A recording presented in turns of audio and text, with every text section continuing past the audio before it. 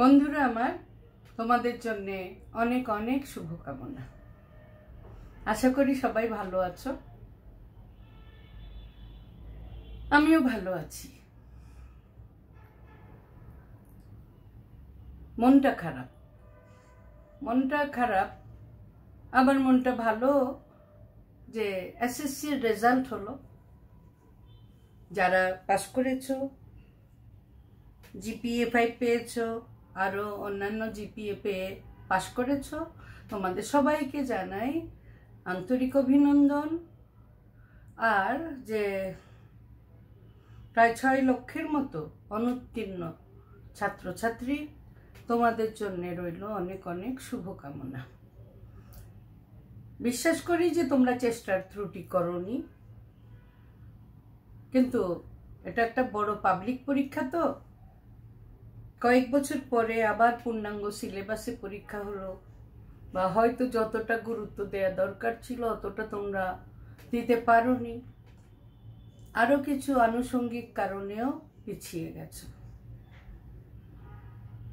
আমাদের সময় একবার ফেল করলে পুরো পরীক্ষা আবার দিতে হতো। অনেক সাধ্য সাধনার পর, চেষ্টার পরে এখন যে বিষয়টাই খারাপ করে সেই বিষয়টা আবার দেয়া যায়, অন্যগুলো আর দিতে হয় না। এটা একটা বাঁচোয়া। তাই যারা উত্তীর্ণ হতে পারোনি তাদেরকে আহ্বান জানাবো, দুঃখটা কাটিয়ে নিয়ে এই দুঃখটাকে শক্তিতে পরিণত করে তোমরা আবার পরীক্ষা দেওয়ার জন্য প্রস্তুতি নাও। আসলে দেখবে একটা সময় দুঃসময়টা সহজে মনে হয় যেন পার হতে চায় না, কিন্তু দুঃসময়ের সময়ও 24 ঘন্টায় দিন, সুসময়ের সময়ও 24 ঘন্টায় দিন। আনন্দেরটা টের পাই না, মনে হয় তাড়াতাড়ি যায়। দুঃখেরটা মনে হয় হাড়ে হাড়ে টের পাইয়ে দিয়ে যায়, কিন্তু পেরিয়ে যায়।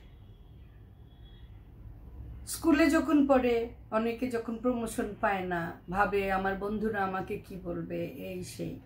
সবার মেধা তো সমান না, পারিপার্শ্বিকতাও সমান না। কারো কারো পরিবারেই হয়তো এমন ঘটনা ঘটেছে, দুর্ঘটনা, তার পক্ষে পরীক্ষা দেওয়াই সম্ভব হয়নি, অথবা ঠিকঠাক মতন দেওয়া সম্ভব হয়নি, তাই সে পাস করেনি, এটাও হতে পারে। তাই খেয়াল করে দেখো, 2-3 বছর যখন পেরিয়ে যায় না, কেউ আর ওটা মনে রাখে না যে একই সাথে ছিল, ও খসে গিয়েছিল ইত্যাদি। এটা একটা মিছিল, জীবনটা একটা মিছিলের মতো। একটা মিছিলে দেখবে সবাই শুরুতে যারা পাশাপাশি ছিল 5-10 মিনিট পরেই আর পাশাপাশি থাকে না, পদচারণায় তাল মিলে না, তারপর দেখা যায় কি আগে পিছে হয়ে গেছে। জীবন সংগ্রামেও এরকম হয়। একসাথে ভর্তি হয়েছিল মানে সবাই যে শেষ গন্তব্য পর্যন্ত যেতে পারবে তা না, আবার একই সাথে তাল মিলিয়ে যেতে পারবে এটাও হয় না। তাই ওই যে বললাম, মন খারাপটাকে এখন মেনে নাও। যারা খারাপ করেছে ওদের মনের অবস্থাটা এখন অনেক খারাপ, বুঝতে পারছি, কিন্তু ওই পাশের বাড়ির আন্টি আঙ্কেলরা, কোনো কোনো ক্ষেত্রে নিজের বাড়ির লোকেরাও কাটা ঘায়ে নুনের ছিটা দিচ্ছেন। এটা দয়া করে করবেন না প্লিজ। ইতোমধ্যে শুনেছি বরিশাল অঞ্চলে 2 জন আত্মহত্যা করেছে, এটা সকালবেলা শুনেছি। আরো অনেক জায়গা থেকে, হয়তো চাই না শুনতে, কিন্তু হয়তো এরকম সংবাদ আসবে। কারণ আমাদের দেশে পরিবার থেকে সন্তানদেরকে বিভিন্ন সিচুয়েশন কিভাবে সামলাতে হয়, কিভাবে পরিস্থিতির মুখোমুখি দাঁড়াতে হয়, এটা খুব কম পরিবারেই শিখায়। তাই শিক্ষাটা নাই, অথচ আঘাতগুলো করে যাচ্ছে পরিবার থেকে। একটা ভিডিও দেখছিলাম, জানোয়ারের বাচ্চা টাচ্চা বলে গালাগালি করছেন মা ছেলেকে, জিপিএ 5 পায় নাই দেখে।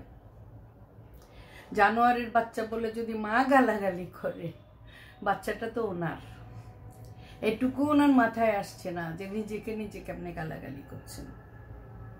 ভিডিওটা একটু ফানি করার চেষ্টা করেছিল, আমার কাছে এটা মোটেই ফানি মনে হয়নি। কারণ এটুকু দেখেও আবার অনেকে শিখে, হ্যাঁ এমনে বললেই তো মনের চালটা মিটতো। তাই গিয়ে আবার ডেকে বলে আসে।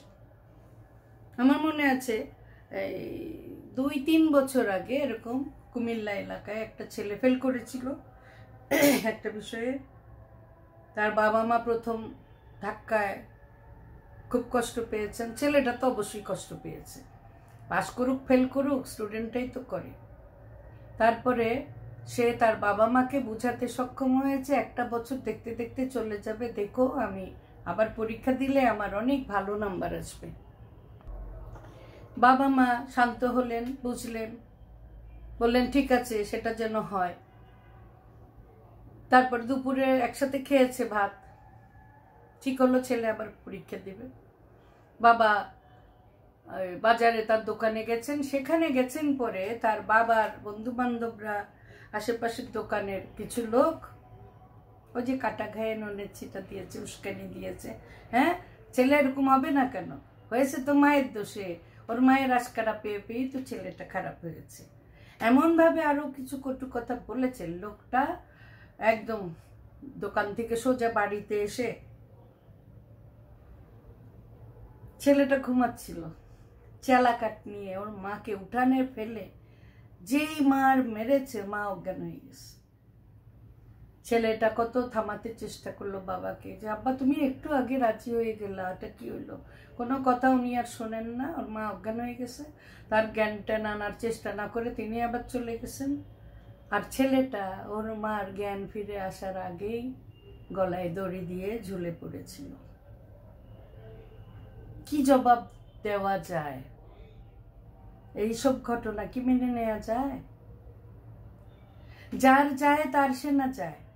বাবার যেসব বন্ধুরা, যেসব প্রতিবেশীরা উস্কানি দিয়েছিল, ওনাদের তো কিছু যায়নি, ওনাদের নামে কেউ মামলাও করবে না, কোনো ক্ষতি হয় নাই। ক্ষতি যা হবার বাপেরই হয়েছে, মায়েরই হয়েছে, ছেলেটা নাই হয়ে গেছে। তাই অন্যে যে যা বলুক না কেন, আপনার অ্যাকশন রিয়াকশন যেন আপনার আয়ত্তের মধ্যে থাকে, এই চেষ্টাটা করতে হবে বন্ধুরা। শুধু এই প্রসঙ্গে না, নানা প্রসঙ্গে এরকম হয়।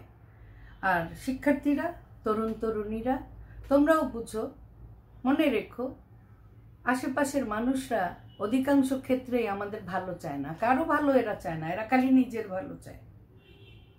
তাই মাথা ঠান্ডা রাখো, নিজের অবস্থান সম্পর্কে সচেতন থাকো, তোমার জন্য যেটা ভালো হবে সেই ব্যবস্থা গ্রহণ করো।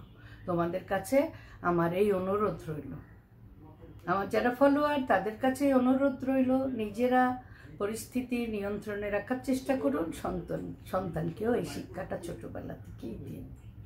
সবার জন্য অনেক অনেক শুভকামনা।